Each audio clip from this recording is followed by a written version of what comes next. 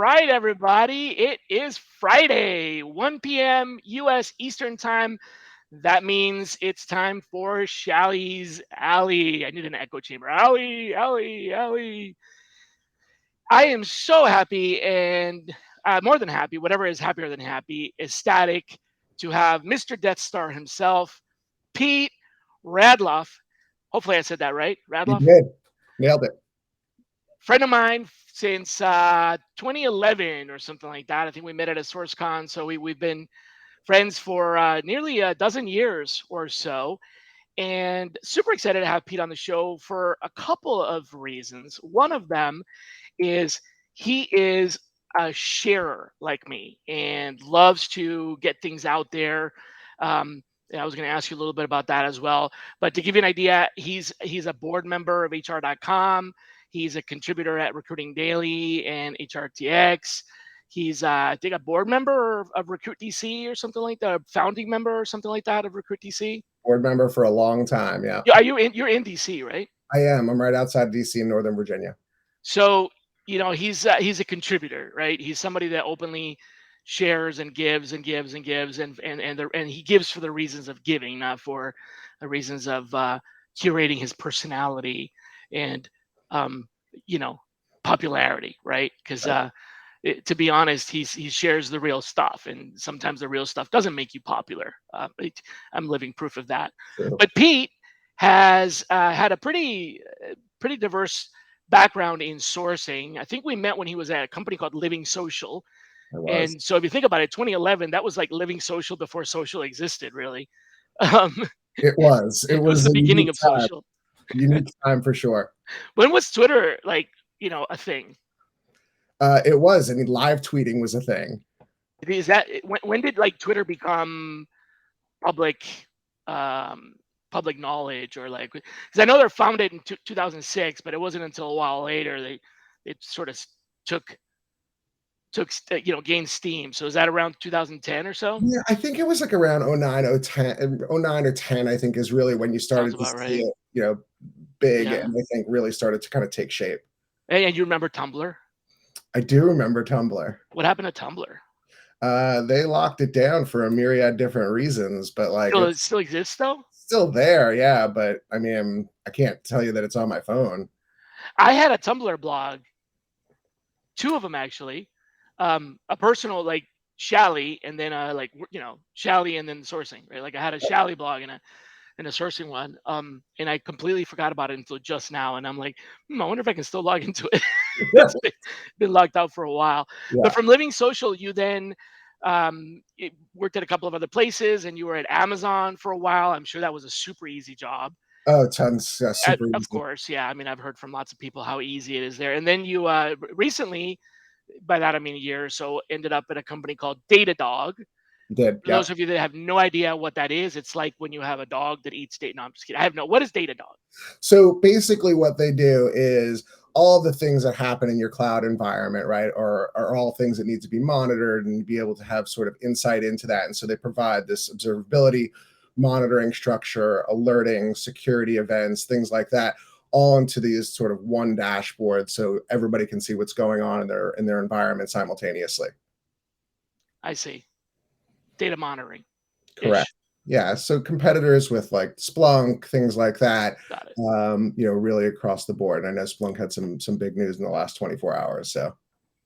And so, your job is leadership. So technology leadership, recruiting and sourcing, or what's?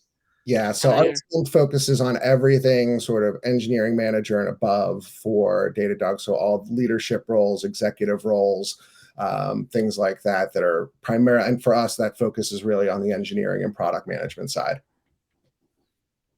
Wow, that's tough. Engineering and product management. Yeah, it's no small potatoes. Especially product management. I spent a good number of years, 5 years, at a company that was really big on product first development. It was a fintech company, and I didn't really know. I thought I knew product management before I got there, but I knew kind of like generic product management. Mm-hmm. And I had worked on some product management searches, but they were more like maybe I would say on the marketing side. And then when I joined this company, I really had to essentially take a class a deep dive on technical product management that is not the same as technical project management.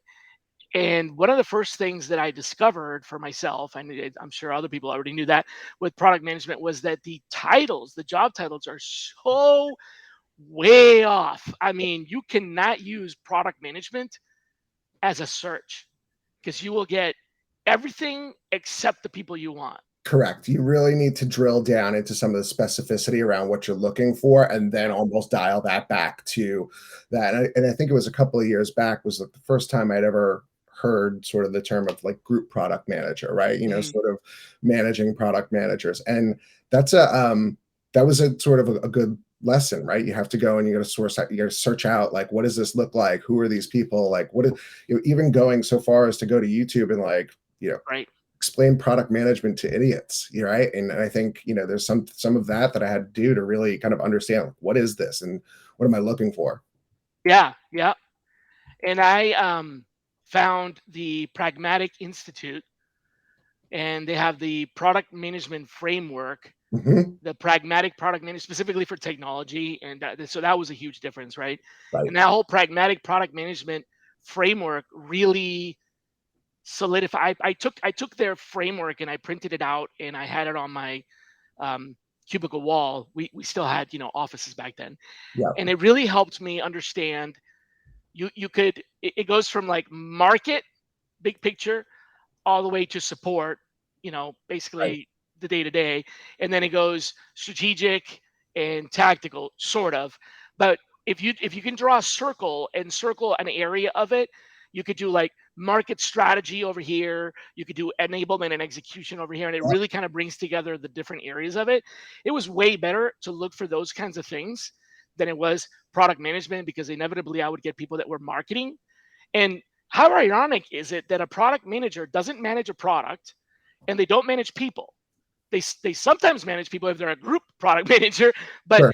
product managers don't manage individuals. They manage projects, sort of, Well, but and not really. I think it depends on the company, right? And I've seen Right. In sort the of pragmatic, two yeah, angles of that, right? And I know that a lot of times for the stuff I'm looking for today, it involves like what does strategy and ideation look like? Then the yep. go to market Roadmap, strategy, roadmap, yep. MVP, then sort of the customer sticky factor, right? And making sure that you get adoption there, and you then, to your Yep. point, full What that they into pay, support. and then what do they want? What are they paying for? Right. And also, when you have an MVP, like giving it to a customer so you can figure out like what works and what doesn't work, so you can go back to the drawing board on some of those things before you go full GA on something.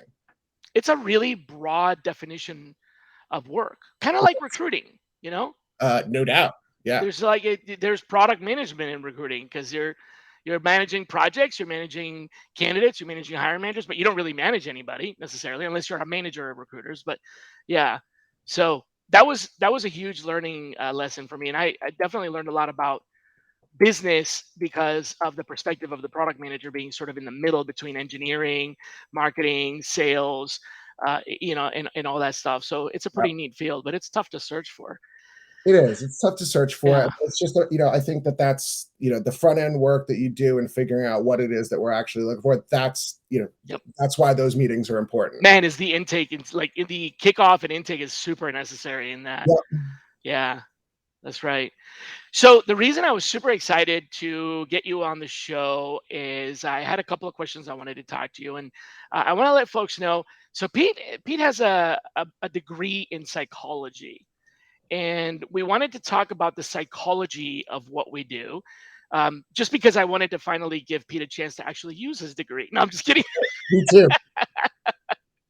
um, so talking about the psychology of sourcing, Yeah. do you feel like sometimes our job is, whether it's full stack sourcing or sourcing is part of our job as recruiters, but the whole mentality and psychology of sourcing is rather peripatetic, unique. It's almost like defined by its own self.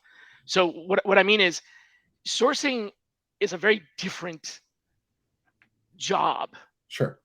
but it's part of recruiting. However, it's like this other, it combines part science, part intuition, part art, Yeah. and I think part psychology. Like, do you? I guess the question I'm trying to ask is, do you feel like sources are armchair psychologists? I think they have to be to a certain degree, right? Because you have a number of different personalities that you're trying to understand slash manage, right? It's the candidate personality and who you're talking to and sort of what motivates them and what drives them as not just as a candidate, but as a human. In the same token, you're doing the same thing with a hiring manager, right? And if it's somebody you've worked with 100 times, that maybe that's a little bit easier for you. But that first time, it's really understanding like what are their, I hate to use hot buttons, but like what are their hot buttons? What is the way they think? What are their sort of inherent biases that they may or may not know that they have? And then I think that there's also a third angle to it that we don't talk about a lot, is the psychology of self, right? As a recruiter or Yeah. sourcer, you have to think about from your own perspective, your self-awareness, your how do you communicate? Are you doing it in a way that sort of resonates with people? I think so. There's sort of this trinity that you have to sort of attend to from a psychological perspective to do what we do. So you got the understanding of the hiring manager's psychology and predispositions. You got to and if you're working with a recruiter, you have that psychology. Mhm. Then you have the candidate's perspective, and something that you said, the candidate as a whole self. Explain that. Yeah, I mean, I think you have to think about what it looks like for somebody that you're going after. Not just a collection of keywords on a resume or their comp structure or things like that, right? I think one of the things, this is a sort of peripheral example of this, but I think it's an important one. Um, when there's a big layoff at a company, the chum is in the water. Everybody's out there. A Google sheet gets put out there. A layoff, the emails and the contact information for people on a layoff, and the chum is in the water and people are approaching it.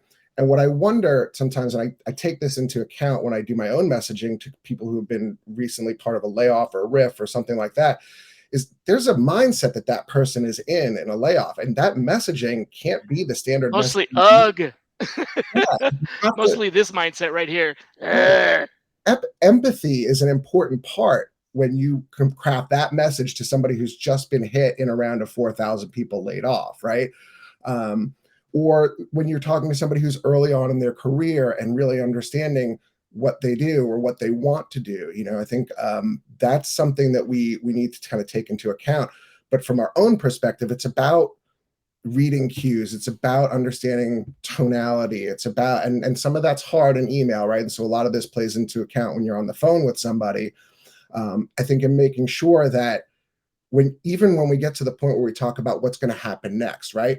When they know what to expect at each stage of the process and we communicate that efficiently, like Yeah, there's some psychological comfort, that there's some puts people at safety in that. ease It in a reduces big way. yeah, it reduces fear of the unknown. Yeah. Even something as simple as when I message them in my invite to them, it's, hey, I'm going to be calling from this number in case it goes into spam. Like you're Oh, no way, I do that.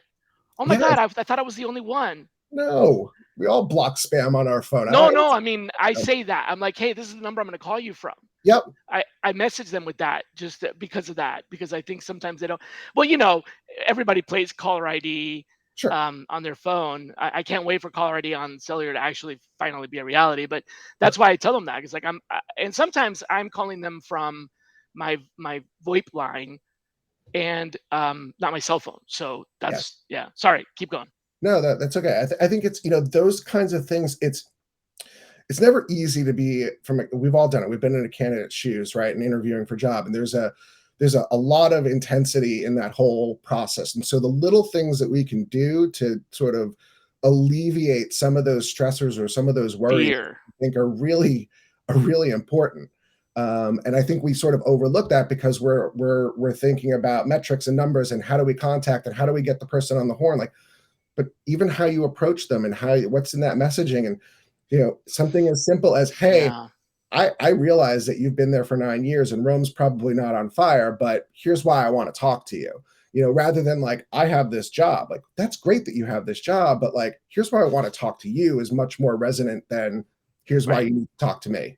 Yeah. Understand the perspective and the empathy that you need to have, like you said, in order to and by the way, this applies also to the recruiter, as a sourcer. If you're at the beginning of that process, the front of the funnel, and bringing in candidates, the recruiters could feel threatened by that. So there's also a psychology of taking away or trying to, trying to minimize the fear from the recruiter's point of view that you're a threat to them, minimize the fear from the candidate's point of view that is inherent in even thinking about a job change. Job change is like one of the top three most stressful, most fearsome activities that Easily. we do, along with like public speaking and getting married or relocating your home and things like that. So understanding that and just simply being aware of it and being empathetic. So we are essentially playing armchair psychologist to the hiring manager, to the recruiter, to the candidate, but to ourself as well, right? Sure. And I think part of that too is, it's about, it's hard to saying you have to develop your own communication style is very sort of carte blanche. It kind of captures everything. But I think we really need to think about like finding a voice when we talk to people, because, if they're very casual in their communications, we should be casual. Mirroring is a Right. very Mirroring. Yep. important, Right. psychological And you component. can do that electronically too. You can totally do that electronically, but you have to really, instead of just reading it, you have to sort of interpret it. And I know that that's hard on text or email sometimes, but you have to take the best chance that you can to be able to do that in order to, kind of get somebody in the mindset. And sometimes it's the basic stuff of like, when you reach out and it's Friday, like starting out the email with Happy Friday, that shows a little bit of human, a little bit of a human aspect to what we're doing, rather than just like, I hope this email finds you well. Like, I don't know that an email has ever found me well. Like, I don't know what that means. But I know what Happy Friday means, and that's a soft Right. intro, for that. And I think, and again, this comes back to sort of looking at profiles of people and resumes too, of, looking at the little intricacies, like what do they do in their spare time? Like, I'd love to connect with people who put those hobbies on the bottom and they're talking about playing guitar, and I've struggled with that, myself. And or I see somebody who's got stuff about pizza on there, and in my profile is I am always happy about to talk about the intricacies of pizza. Oh, so you don't work it into the message like, I'd like to talk to you about a slice of opportunity. Yeah, no, I didn't. I gave up on the corny stuff years ago, unless there's something just so obvious that I can play that into it, in a what feels like a normal way.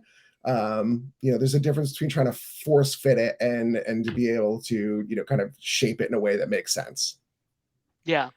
The messaging, the psychology of messaging, um, definitely is part of, I think, and not just the psychology of messaging, but the adaptability of it and the flexibility of it, mirroring or understanding your audience. That's what I wrote an article about the peripatetic recruiter and the peripatetic sourcer, and that means it's kind of in the Socratic school of philosophy. It's living amongst the people that you're observing and participating in the community. So rather than like the old fashioned lurk before you post, it's more like lurk and hang out and understand the subculture before you get involved, and then when you get involved, um, act like a native in that subculture, act like a resident in that, not just an observer. And I think there's a lot of psychology involved in that we probably didn't even realize Well, that. they call it reading the room for a reason, right? And that isn't always just in a physical Right. location That's a sense, right? good But point. that is just reading into sort of what somebody's trying to convey, through their profile or through a message back to you or whatever the case is. I think that that's important.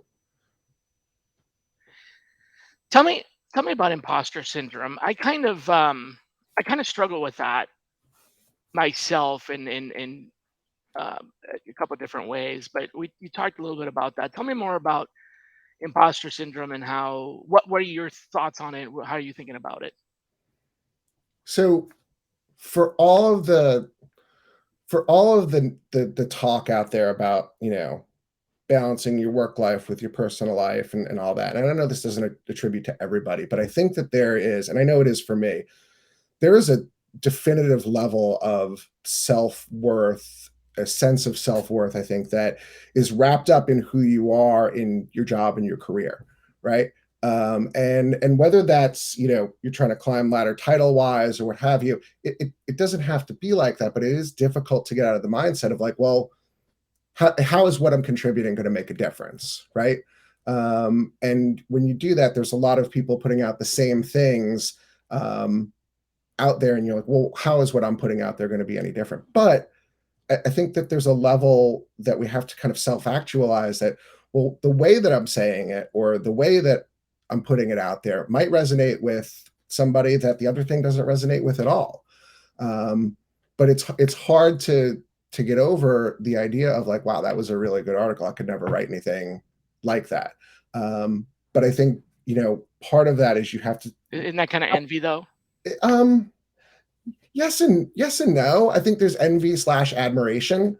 Right. Envyration. Yeah, I think envy can both be good and bad. Um, I think that there's something you take away from each thing that you read, right? Whether that's good or bad or indifferent. But I think, there's a certain point where you just have to jump off the ledge. And if it lands, it lands. And if it doesn't, okay, maybe the next thing will land. I think that there's a component to that we fear is a crippling thing, and particularly Absolutely. in Yeah. this profession, I think everybody assumes that all recruiters are extroverts, and that is so not the freaking Not case, it. right? Um, Definitely not it. but I think that there's a place for the extrovert and the introvert in that, right? But I think it's harder as maybe an introvert to get past the imposter syndrome. But I think Mhm. I'm more or less an extrovert. Um, but I suffer from it all the time, like, am I going to be able to put something out there that actually resonates with people? Yeah, especially when you have, so maybe at first, if you're just getting started, there's not a whole lot of risk because you Yep. write something and it's new. But once you've gotten a reputation for your content being, you know, funny or satirical or charny and smarmy, or whatever, and then you're like, oh my god, am I going to be able to, like, can I maintain this? Can I maintain the funny? Can I maintain the smart? Can I maintain the whatever? And so there's this fear of, why bother putting it out there if there's so much other stuff, and a lot of these stuff is good, and I wish I had written it. So maybe I just don't really want to write because I'm afraid that I don't have anything new, different, better to say that might compete with what I already said or what other people are saying, you Well, know? yeah, and I mean, a fundamental component of cognitive behavioral therapy is self-talk, right? And the voice that you put into your head is the voice that's going to speak back to you in your head. And that can take years to reshape and to reframe, as you go throughout your career, right? And I think it's probably easier in the beginning to get past it because you don't know what you don't know.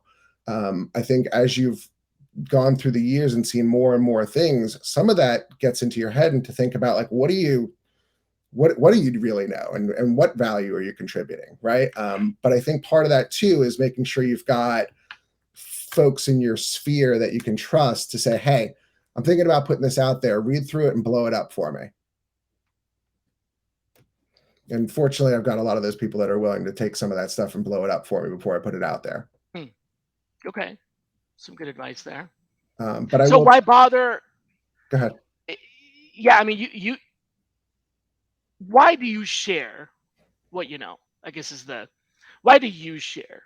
So there's a couple of reasons. One, not a single person that's watching this right now is sitting there with a bachelor's degree in recruiting. So there's no way for any of us to walk out and come out educated to say, "Oh, I already know more than somebody who's been doing this for 5 years." Um, I think the other piece of it is I have, over the course of 23, 24 years, I've had the chance to have some really spectacular mentors and people who have given me their time and um, their brain power and their conversation over the years to sort of bring me to where I am. I have tried as best as I can to play that forward in my career, and making sure I spend time with the folks who are coming out, spend time with the folks who are interested in knowing more, because I've gone the management route a couple of times. Each time I've done it, I've gotten 6 months in and be like, I hate this crap. But I really enjoy mentoring folks. I really enjoy Hmm. sharing what I know, sharing, "Hey, here's how you fall down, here's how you get back up," or, hey, have you thought about this? Hey, have you thought about that?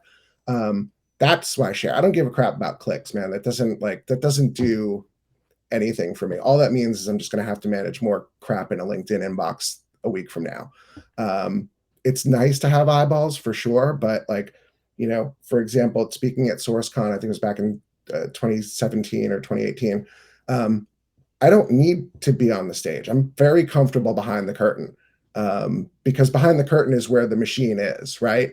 Oh, I hate being on the stage. I get so nervous, butterflies, I get cotton mouth, the whole works. Right.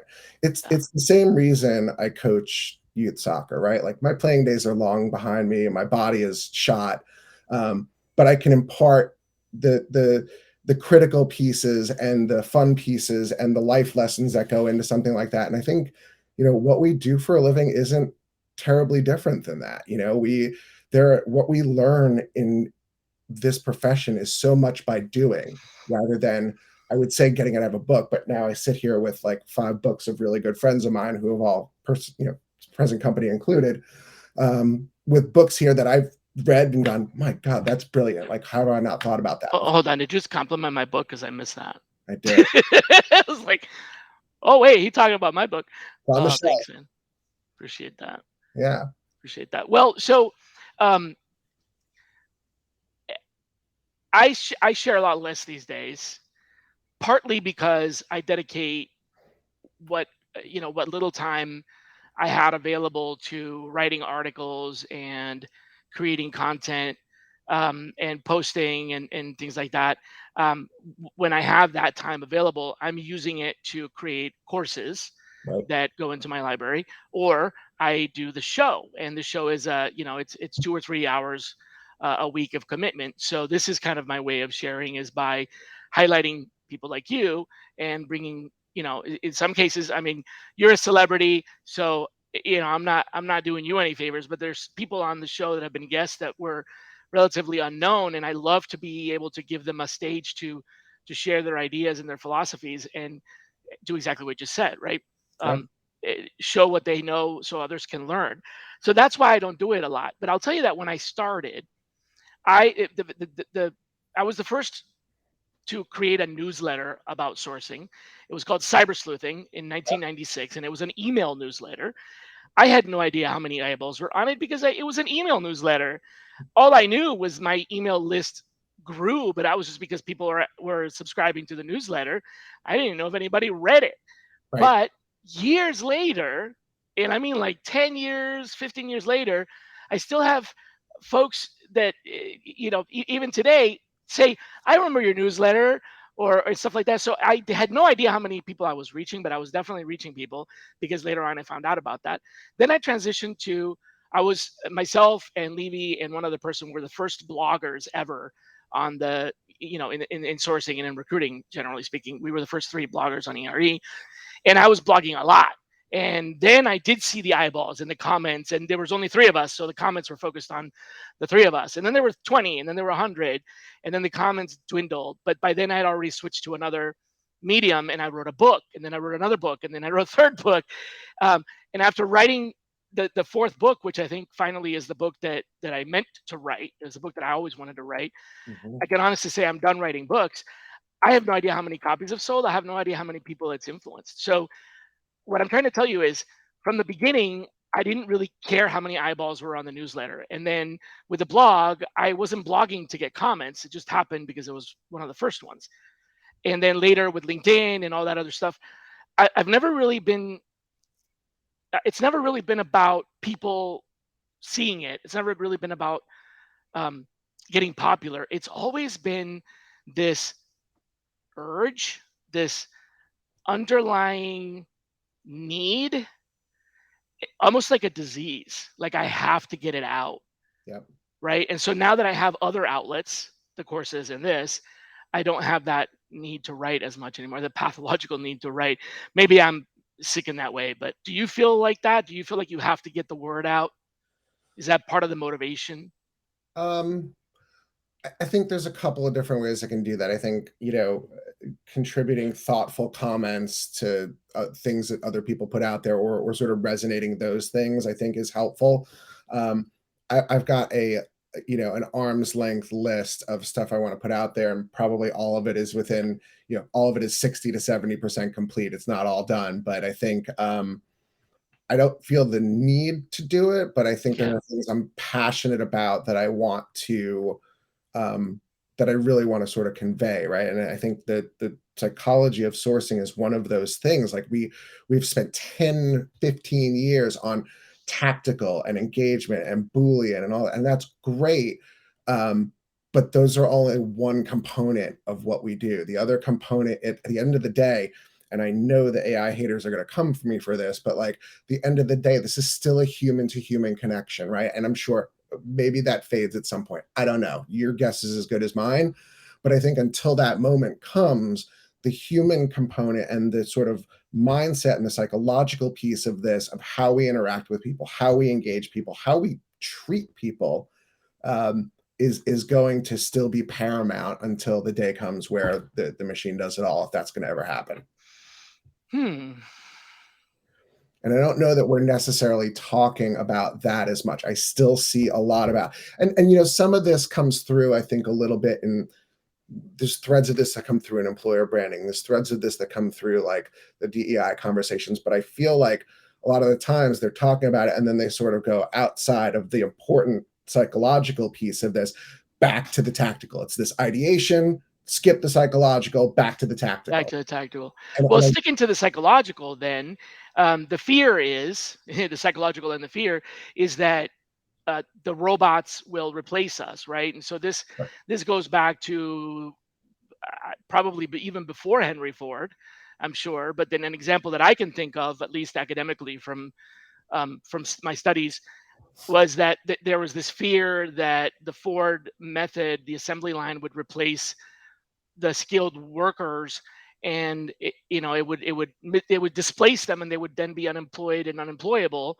What actually ended up happening was that the robots, but back then they weren't the robots that we know today, but the machines were not, they didn't replace humans just had to learn how to use them. Correct. And so humans that were replaced were the humans that didn't learn how to use the robot. So if you think about that, that is the same with any tool, right? If Yeah. a tool is created and the artisan or whatever doesn't know how to use that tool, there's reason to fear it, because they're not going to be able to keep up. The same thing is happening with AI. So there's this fear that AI is going to replace us, but it won't. What'll happen is it'll replace the people that aren't able to learn how to use this new tool, whatever whether it's true AI or not. I don't want to even get into that, but you know what I mean. Yeah, that's a whole different discussion. But you Right. know, a chat GPT is only as good as the prompt that the human puts into it, That right? the what puts into Human it. puts into it, right? Yeah, the one that's being replaced. No, not don't Yeah. think so. So for all of the like AI is going to replace us, and again, this is a whole nother, you know, diatribe we can go into, but like for all the AI is going to replace us, as soon as somebody comes up with an ATS that can tell the difference between a Word and a PDF document and parse it accurately, then I'll start worrying about my job. Until then, I'm not worried about that. Like we're Didn't Resumex do that in like 2001 or something? sure, but you know, it's 2023 and I'm still And getting, now they don't do it. we still can't do it. Right. We So did it in 2001, and now we can't do it anymore. right. You know, so I think again, it has its place, right? You can certainly drive your car, but you can still walk if you want to, right? There's still a place for that. And I think again, with the AI piece is going to miss, and I don't want to make this a whole AI thing, so I'll stop after this. But like, I think that you know, it's not going to be able. It doesn't necessarily include empathy. It doesn't necessarily include sort of sense of understanding or reasoning when you're putting a messaging out there. You're having a conversation with somebody to understand.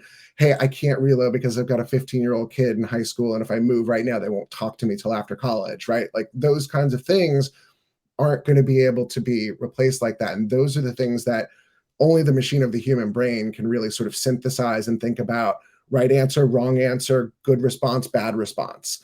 And I think that is, you know, I think that's something that we really need to make sure we keep at the forefront of this. That's really good. I It's a like that. complement to the tactical, right? It's not one or the Yes. other. It's a Right. complement to the tactical. Right. Yeah, I think somebody said human plus, right? Yep. Yeah, that's a good point. So, one thing machines can't do or AI or language models or whatever is the mirroring that you were talking about, right?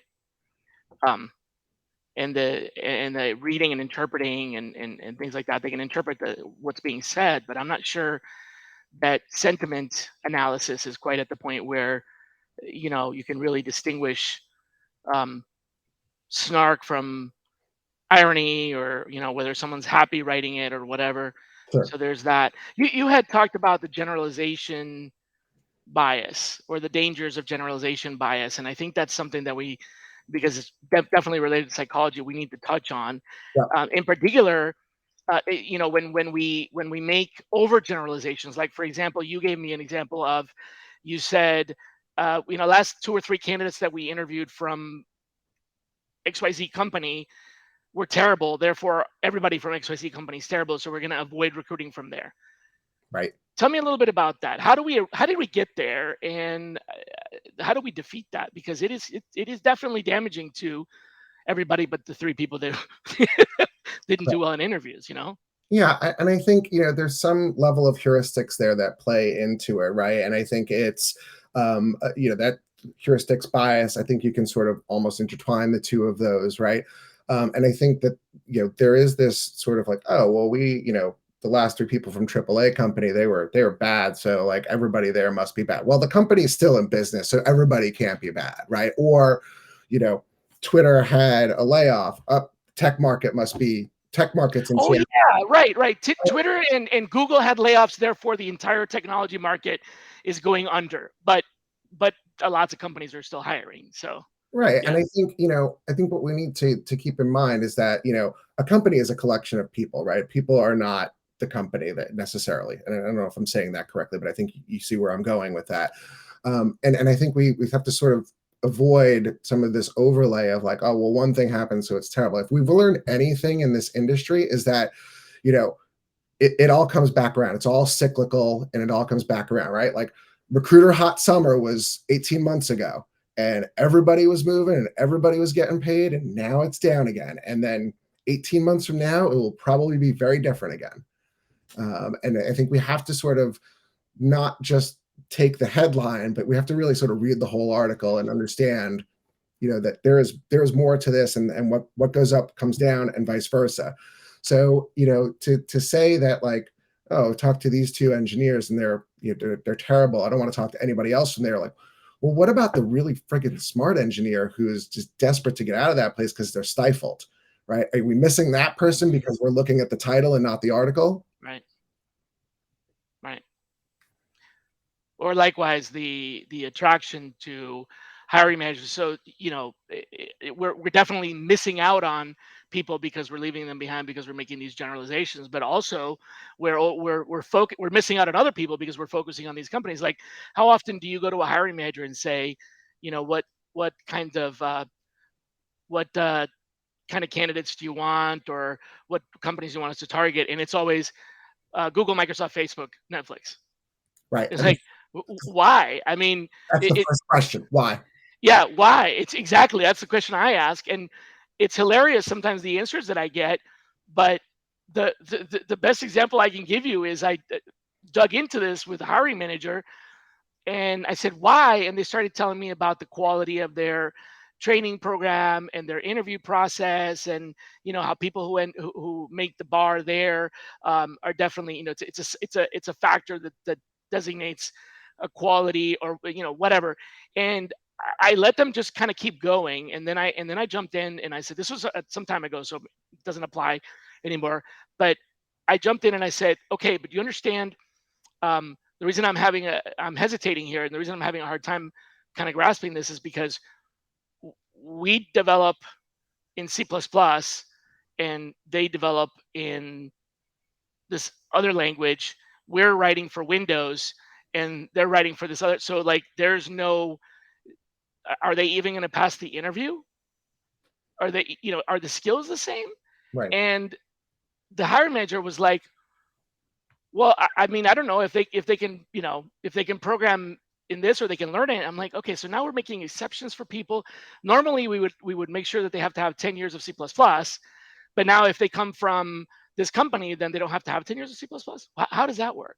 Right. Well, and I think part of that too is, they say, "Oh, I don't want them from this company because if they worked at this company, it means they've hit the bar, or it means they figured out how to game the system through the interview process, right?" I mean, it's not terribly They were a difficult good to fit for that find. company. How about that? How about they just worked really well? A culture fit and whatever. It's Right. not it. Like you said, it's an overgeneralization that's going to hurt other candidates that are more qualified, but they didn't work at that company. And the same can be said of recruiters, like, oh, well, they haven't recruited for this before. All right. Well, at the end of the day, you know, the house is shaped the same, the walls may be painted differently, right? You figure out how to you figure out how to do that. I had no experience recruiting lawyers and paralegals earlier in my career. Figured it out though. I didn't know what Kubernetes was 4.5 years ago, but a stupid YouTube video that was a cartoon taught me everything I needed to know in 8 minutes. Wow. So I think that it is, part of that, I think too is, and we talked a little about mirroring with those hiring managers, like, understand the things that motivate them when they look at a candidate, and when you're giving that information to them about the candidate, make sure you're including some of those things that they called out as far as wanting that. Hmm. I think that's making sure I don't want to say using playback, but almost kind of playing back the words. If I had somebody that did this, that would be great. And you give them somebody that did that, and they're like, well, I don't really like how they did this. But you said if they had somebody that did this, that would be a good fit. So why does the company matter now? Right. And I think that that'll help them think of, well, I did say that. Okay, you know what? Right. Let's have the conversation, right? And so Right. Okay. So you have to push back. So what you're saying is that the way to reverse that or combat that when you know that you are doing the best job you can is to essentially, or one of the ways is to essentially kind of feedback what they said, right? So yes, recall the intake, the kickoff, as a way to remind them that we're looking for a specific thing that isn't that new thing that they just told us about. correct.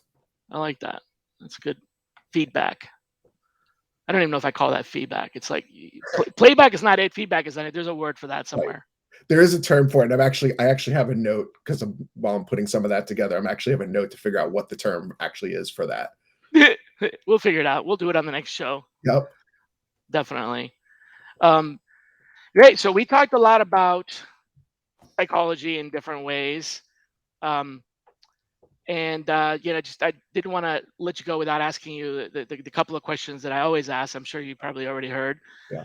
Um, so my second to last question is, who should be on the show next? So anticipating this, I thought about who have I worked with that, gosh, I would love to see them on a show, or they haven't been out there, who's doing really interesting stuff. And Yeah, um, that's exactly what I want. Yep. yeah, there's a guy that I worked with at Amazon, Adam Kovach. Might be one of 5 smartest people I've ever met in my life. Hell of a recruiter. I think sort of didn't want to do that anymore, but found like the analytical part of his brain. I think what uses his brain best has now come to the forefront, right? And that's talent intelligence, and all of that information around sort of like, how do you know what to go and find before you have it on Ooh. your desk, right? And he's nailed this, and he's been an integral part of like putting the sourcing 7 back on the map out in the Pac Northwest. And I think just somebody that I can sit and watch and listen to, that every time he says something, I'm like, gosh, that's okay. That's a really good idea. Or I come out with something, he's like, whoa, man, have you thought about this? And the people that make you think are the people that I want to hear from. Yeah, absolutely. That's who I want to hear from. So definitely, we're going to seek them out and invite them. Awesome. Yeah. So he's at Microsoft now. No, when he left Amazon, he went out and started his own sort of consulting business Okay. right now. So he's been doing some of that. And again, he spent a lot of time in the last couple of months, like revamping and relaunching Sourcing 7 out there, which I think is great. I think these like local communities, like those go through ebb and flows too. So it's really nice to see the wheels turning with a new generation of folks doing that. Okay. It's Kovach. KOVACS. Oh, ACS. Okay. Yep. Got it. Thanks for clarifying that. Yep. Cool. All right. And then so the the last question is a lot of folks watch this replay over the weekend, so I like to give them something to sink their teeth into. Is there something you can leave them with to think about, a thought provoker, right? To gnaw on over the weekend. What would you part the audience with that would make them think? I think, for those of us that are spending time actually talking to candidates, I know that that's not everybody's bailiwick, but I think for those of us that are talking to people, I think the next time you get off that phone call, sort of reflect back on what the conversation you had, but like what are the things that aren't in your notes that are going to go to the hiring manager that stick out to you about that person? What were the things that they said, or things that, like, in the tonality of some of the things they said? Like, think about those things before you go and do that write up. Think about what you could have said differently to make a different connection personally with that person, or did you leave them with a sense of, like, gosh, they know exactly what's coming next, right? Like, some of those things, I think it's the 30-second or 90-second reflection after that call, while it's still fresh in the mind. I would encourage people to think about that. Okay. Wow. Wonderful. Man, it's been great. Awesome, man. Really appreciate you being on the show. Thanks for having me, dude. This has been super helpful. Yeah, yeah. I'd love to have you back. We're starting to do some encores for sure, especially as we start looking into specific topics. I love talent analytics, and well, actually you called it talent intelligence. Yeah, So yeah, but talent analytics, talent intelligence, I think there's a difference. It's a nuance, but there's a difference. However, that's kind of what I'm doing nowadays. In my role, um, I oversee all people analytics, and so very interesting topic for me personally. And I think a lot of folks that are in sourcing might find that an interesting um, topic to either transition into or also do or whatever. So I appreciate that. Well, thanks a lot for being here, thanks, man. everybody. It's Shally's Alley. We will see you next Friday, same time, and be kind to each other. Take care. Bye See you. bye.